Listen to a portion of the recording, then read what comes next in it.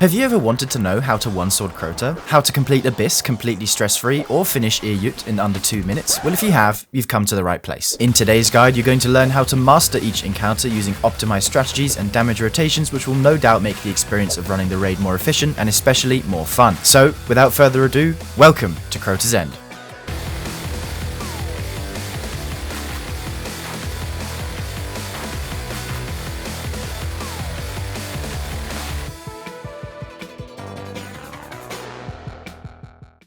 Preamble.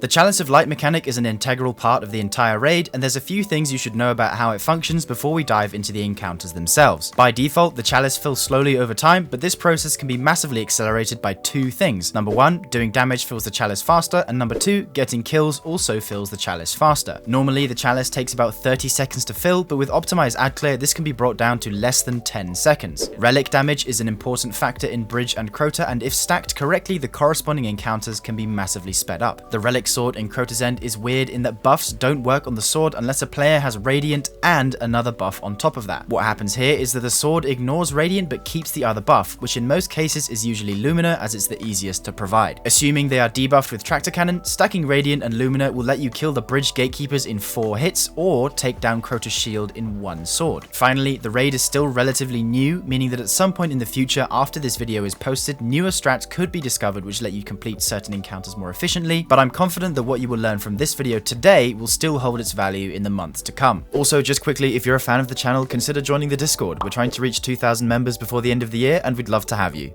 Entrance.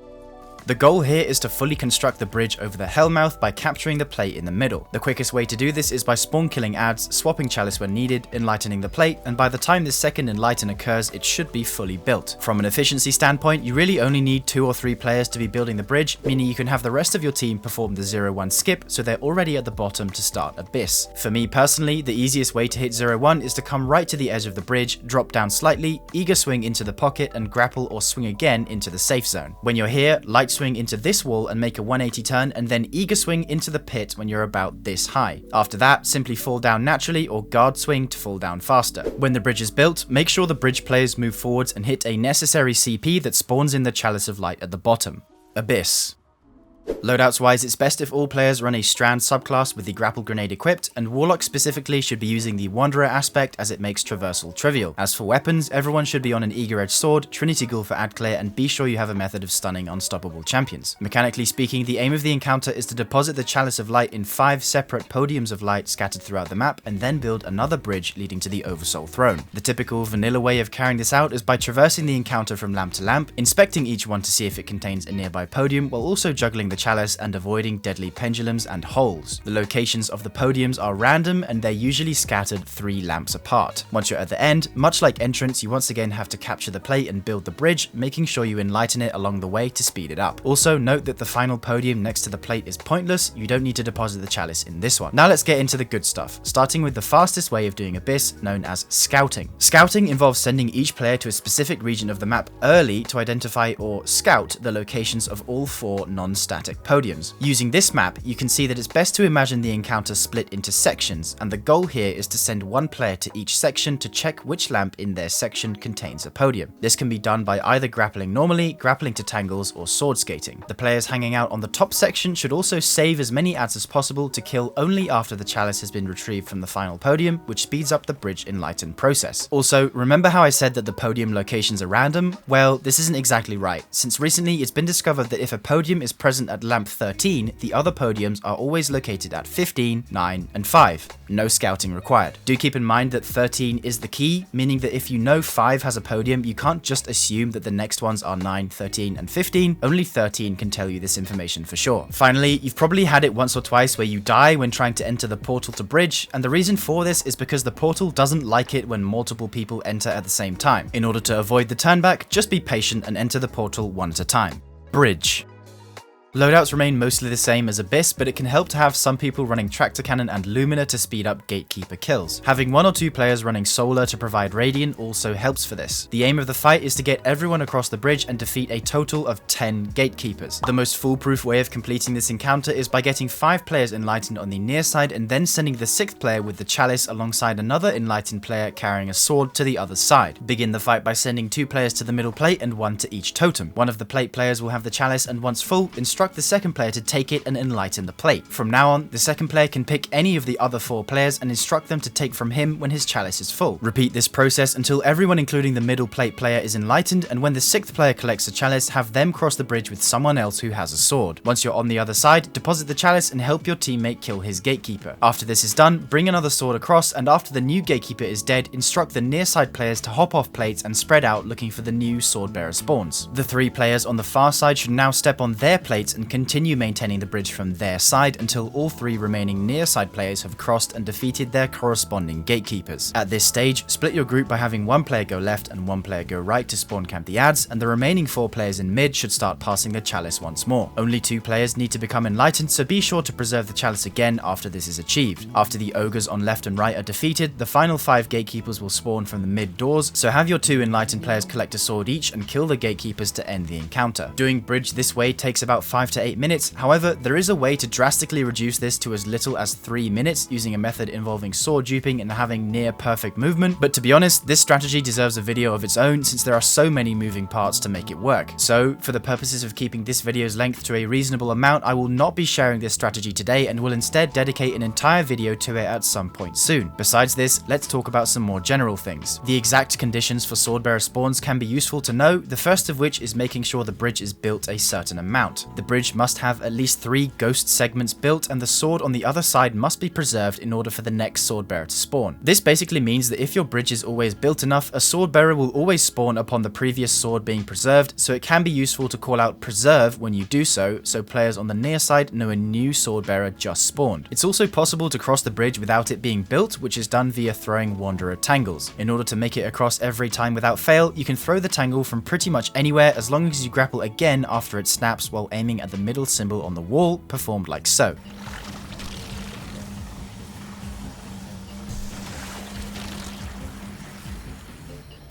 The only time you should be doing this is if you're the last player on the near side, because if everyone is present on the far side at this stage, the final Swordbearer will spawn there instead, reducing the time it takes to kill the 5th Gatekeeper. Another thing worth noting is that the spawn of the final 5 Gatekeepers is gated to the Ogre kills, and the spawn of the 2 Ogres are gated to Wizard kills, so prioritize killing Wizards whenever you see them. Finally, a clean way of killing the final 5 Gatekeepers is by having someone group them up and suspend them, making it so your sword splash damage affects each Gatekeeper, ideally killing them all at once. Thrallway. The quickest way to get through this section is by having 1 player get out of bounds, pass them the Chalice, and have them deposit it at the end like so.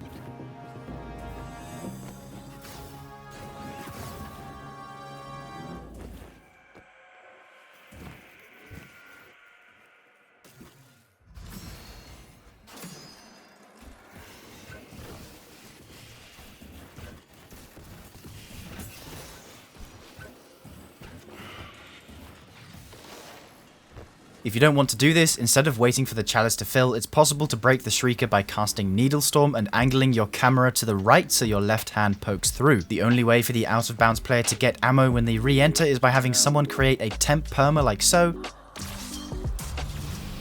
and then they must hit a Death Warp which spawns them in fast enough to rally before the flag disappears, performed like so.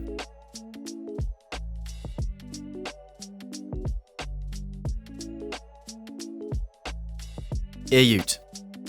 Loadouts wise, it's best if you have 1 player running Divinity and the rest running Leviathan's Breath for damage and Shotgun Forbearance for ad clear. Make sure that 1 player is running a Lunafaction Well of Radiance and all players have at least 1 Void Loader on their gloves. Also ensure you have 3 Stasis Warlocks running Balador's Wrathweavers for reasons I'll discuss shortly. Rather than showing you how to do the encounter normally, the optimal way to do it is simply so much quicker and easier. I'm just going to jump straight into it. In order to lower Ir Yut's shield, 3 wizards must be defeated, and these wizards only spawn inside the walled off tower room rooms after both central shriekers have been destroyed. To open the shriekers, a pair of knights must be killed on both sides that only spawn in after all other adds are killed. After the shriekers are dead, send one stasis warlock to the left tower, one to the right tower, and one to mid. Identify which room has a wizard in it by using your radar, then pop your super and freeze the wizard with the projectile attack, then cast your shockwave and it should instantly kill the wizard. If you've set up everything correctly, you should get a nice clean kill like so. It's been up the whole time. Yeah. Yeah, just not visual.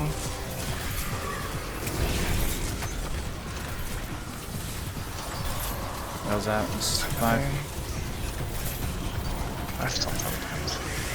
Crota.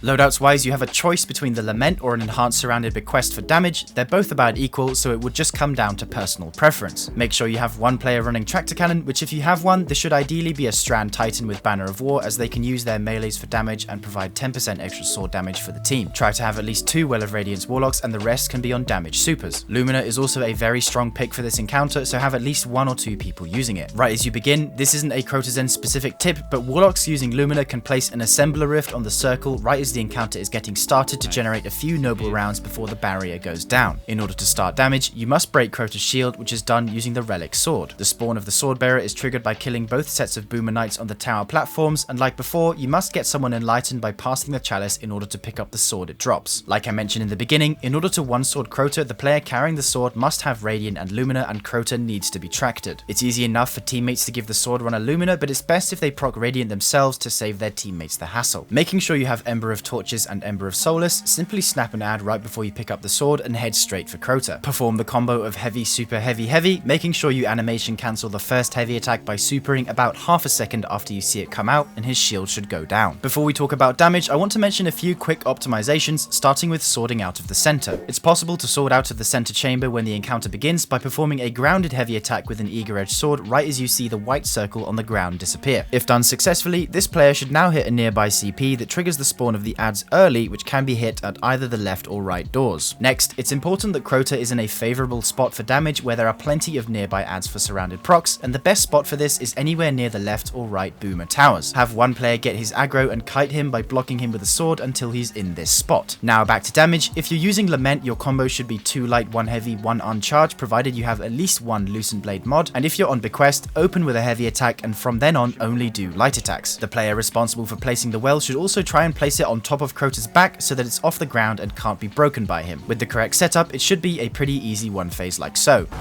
Get on the other side of him.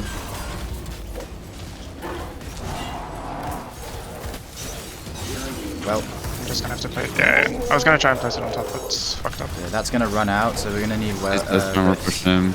Rift. And you're also gonna have to Radiant us. Oh yeah. Radiant. Thank you. Come on, let's get the fucking...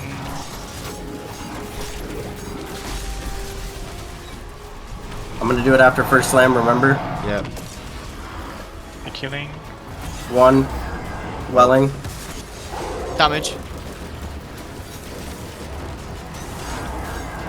Wells out. 55! 55! Let's go. Let's go. PB! Let's fucking go! 11. And there we have it. We've come to the end, for now, of the Raid Mastery series. I hope you've enjoyed each entry and learned at least a thing or two, and don't worry, as soon as it's out, I'll be hard at work making the Mastery Guide for the Final Shape Raid also. Bye for now, dear viewer.